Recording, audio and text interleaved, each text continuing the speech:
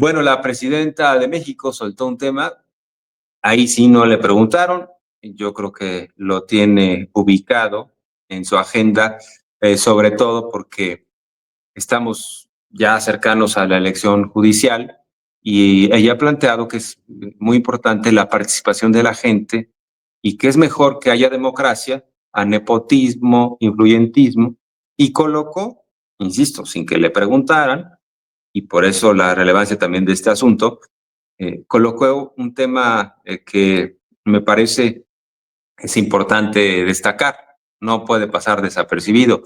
Ella dijo que hay un ministro de la Corte, no dio su nombre y apellido, yo se los voy a dar porque ahora sí que se refirió a Alfredo Gutiérrez Ortiz Mena de forma muy clara. Dice que ese ministro de la Corte quiere hacer que el gobierno de México le devuelva impuestos a 3 grandes contribuyentes. Ahí tenemos la foto de Alfredo Gutiérrez Ortiz Mena. Dijo la presidenta, hagan su tarea, yo no les voy a decir cómo se llama, pero tiene un nombre compuesto. Y fue jefe del SAT en los tiempos neoliberales. Ah, bueno, pues ya con eso, ¿no? Nos dio todas las pistas. Alfredo Gutiérrez Ortiz Mena. Hoy como ministro, dice la presidenta, él quiere devolverle dinero de impuestos a 3 grandes contribuyentes, pero imagínense nada más, o sea, quiere que se les devuelva el dinero con intereses. Pero además, esos créditos fiscales se generaron cuando él era el jefe del SAT. Entonces hay un conflicto de interés. Entonces, nada más para ubicar, ¿no? Para explicarlo más fácilmente. Él como jefe del SAT pone 3 créditos fiscales a 3 grandes contribuyentes, les hacen seguramente una revisión, a ver, tienes que pagar esto de impuestos, lo pagan, sus tiempos como jefe del SAT. Hoy como ministro, yo no sé qué pasó, no conozco los detalles de la historia, solo conozco lo que ha planteado la presidenta públicamente, pero de acuerdo a lo que dice la presidenta Claudia Sheinbaum, esos 3 grandes contribuyentes lo van a ver hoy en día que es ministro y le dicen, oye, ¿recuerdas cuando eras jefe del SAT? Nos cobraste esto de impuestos, es ilegal, según nuestro parecer, ya fuimos con un juez, nos dio la razón y queremos que el Estado mexicano nos devuelva esa cantidad de impuestos copeteado por los intereses, porque fue injusto, entonces hay que cargar los intereses. Imagínense nada más, o sea, primero él les cobró y después los quiere exonerar y con todo y el pago de intereses. ¿Qué está pasando en esa historia? Es una historia que apesta, ¿no? Así que ojalá que el ministro Alfredo Gutiérrez Ortiz Mena, hoy señalado públicamente en la mañanera, de su punto de vista, de su versión, y aquí la ponemos, ¿eh? Si él quiere, ponemos aquí su versión. Pero esto que plantea la presidenta me parece que es muy grave. Dice la presidenta, no solo es ilegal, sino hay un conflicto de interés. Vamos a escuchar esto. De 3 grandes contribuyentes, no voy a dar los nombres de los contribuyentes a menos que sea necesario, pero no el día de hoy. Estos contribuyentes pagaron al SAT un crédito fiscal hace muchos años y después fueron a los tribunales para decir que no estaban de acuerdo con lo que habían pagado. Entonces un juez les dijo que en efecto habían pagado algo que no deberían de haber pagado. Primer problema.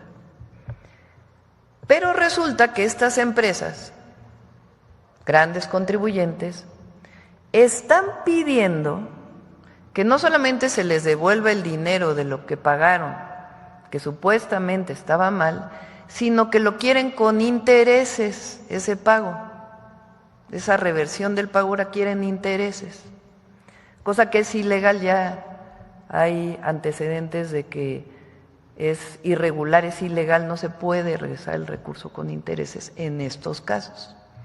Pero lo que es muy curioso es que fueron pagos que se hicieron cuando uno de los ministros era director del SAT.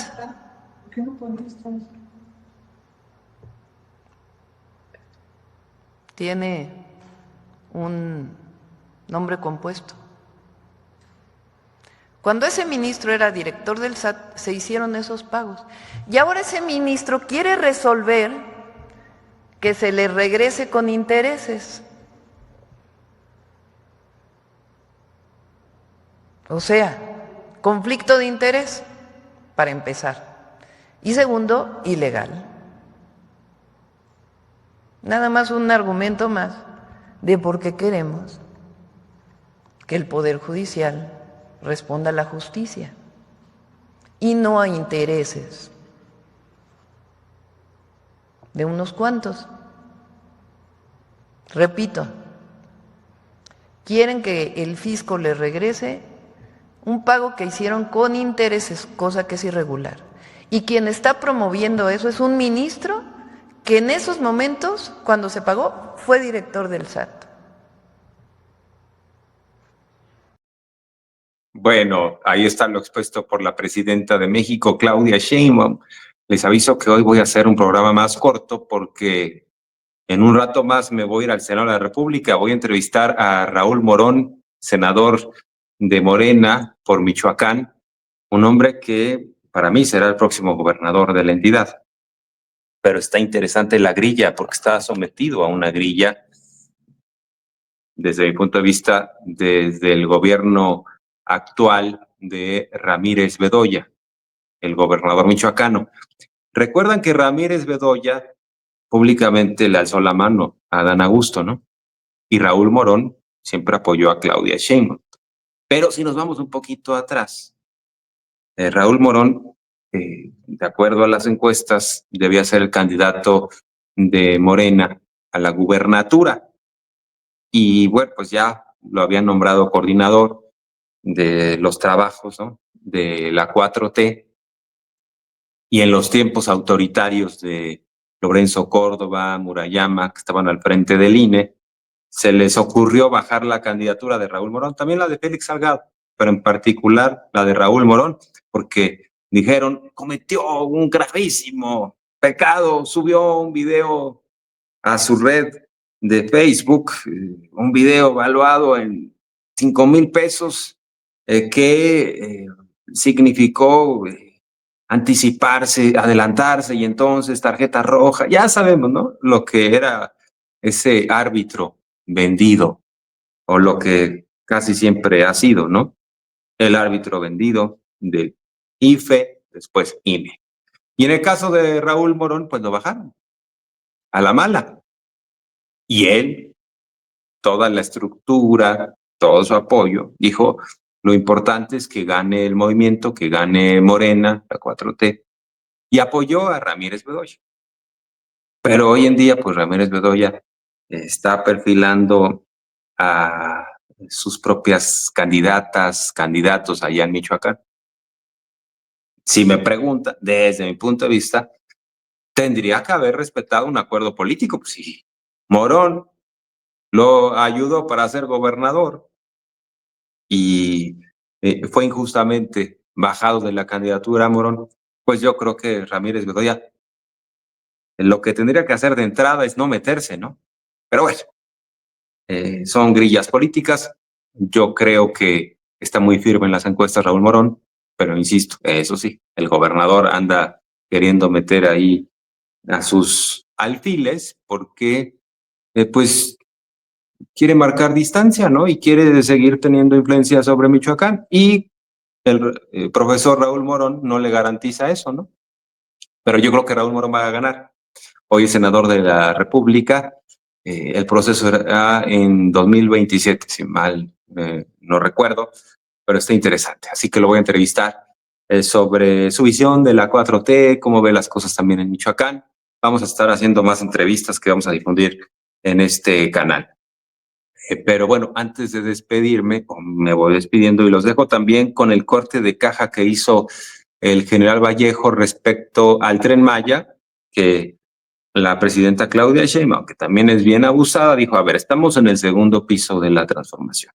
Ya tenemos el Tren Maya de pasajeros, que además fue un esfuerzo descomunal, muy importante, que va a significar un aumento en el turismo, conectar a comunidades que estaban incomunicadas de todo el sureste, de la península de Yucatán, un gran esfuerzo del presidente López Obrador, pero también la presidenta dijo, ¿cómo hacemos para que más rápido sea viable en términos económicos? Bueno, vamos a hacerlo también de carga. Entonces ahí tienes una doble ventaja, la conectividad para los pasajeros y también para la carga, o sea, para el comercio. Entonces le asignó también al ejército esta tarea de dejar esta otra parte, digamos, esta vía en paralelo para que el Tren Maya no solo sea de pasajeros, sino de carga, y el propio General Vallejo hizo un corte de caja de cómo van con ese proyecto, y bueno, pues los dejo con esto que plantea el General Vallejo y me voy despidiendo. Estamos en comunicación permanente, nos vemos mañana. Fuerte abrazo. Y ya saben que amor con amor se paga. Ya estamos trabajando en la construcción de la infraestructura de carga del Tren Maya, en la primera fase, con el objeto de complementar el modelo de negocios del Tren Maya y dinamizar el movimiento de mercancías en el sureste del país y la propia península a través de la nueva línea férrea que ya está construida.